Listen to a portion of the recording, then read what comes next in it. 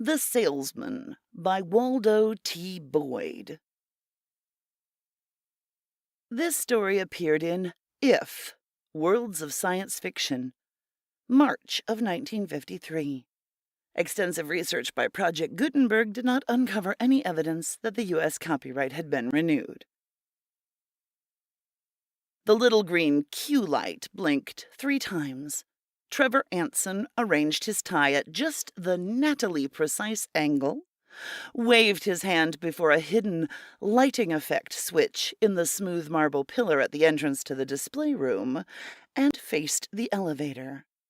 This would be a green light customer, a first-time prospect, and 3 blinks indicated a very difficult individual. Anson quickly practiced his most beguiling smile. "Welcome to Tracy's Roboid Department," he said enthusiastically as the elevator doors slid open. His practiced smile was just right. He quickly noted the man's conservative dress, the flaming red tie. Aggressive type, Anson decided. A shock of red hair that didn't want to lie down hinted that he was stubborn as well. "Heard you've got a sale on robots," Red Tie said, challengingly, as he stepped aside for his wife. The woman who stepped off the elevator smiled, showing a lovely dimple, and Anson beamed on her. The tiny flake of a hat perched atop her auburn hair reminded Anson of the comb on a Rhode Island Red. "Not robots, sir," Anson corrected diplomatically. "The plasticast roboid is not exactly a robot." "Well, anyhow, trot one out and let's see what it looks like. Millicent will never be satisfied until she's seen one of the things." He glared dramatically in the general direction of his wife, who pretended not to notice. Anson led them into the gray room. He mentally went over the applicable rule. Rule 23. Always introduce the marked-down merchandise first. It may provide the customer with an incentive for buying something better.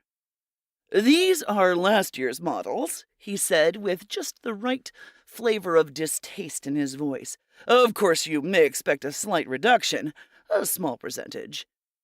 Red Tie was muttering, "Damned mechanical things, full of wheels and wires. What's to keep 'em from running amok and killing us all?"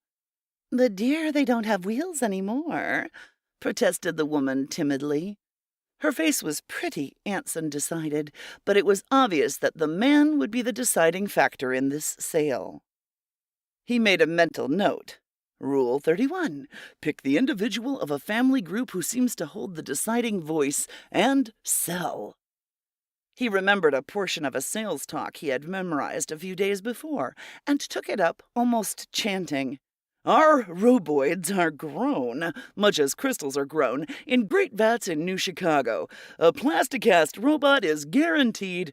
"A fat chance we'd have of collecting the guarantee if we were chopped into mincemeat," Red Tie interrupted, shuddering slightly as the implication of his own words hit him.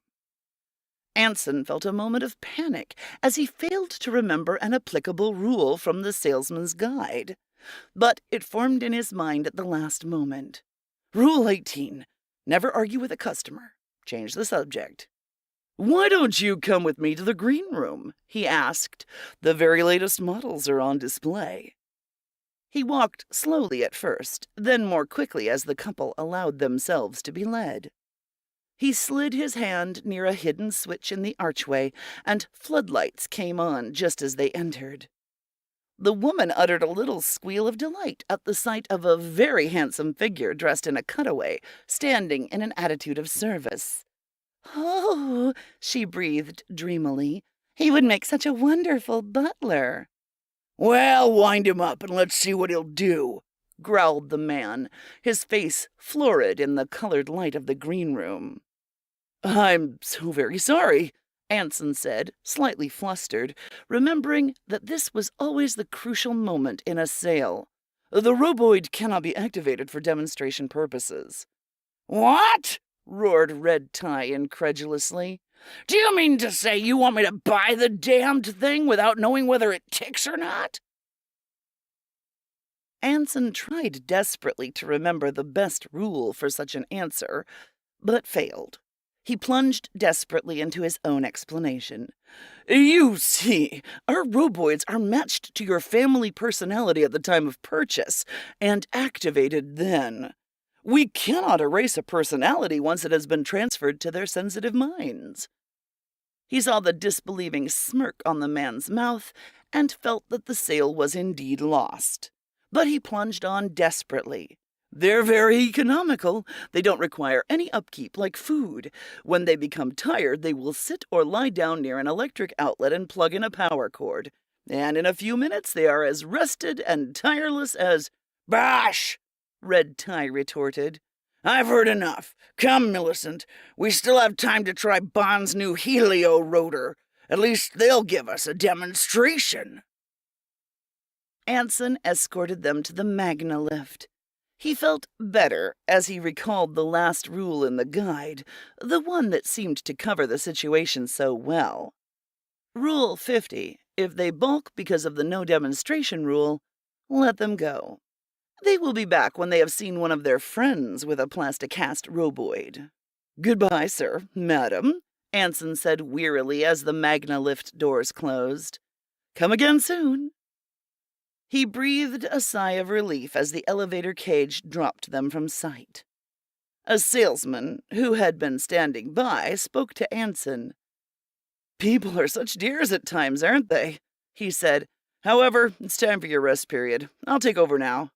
Thank you so much, Anson replied tiredly. He walked to a tiny room at the far end of the great showroom and closed the door. He stretched wearily out on a low folding cot, the only piece of furniture, and reached for a tiny black power cord hanging nearby.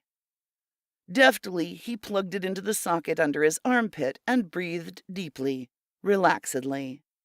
Yes, he chanted softly, drifting off to sleep. People are such dears sometimes.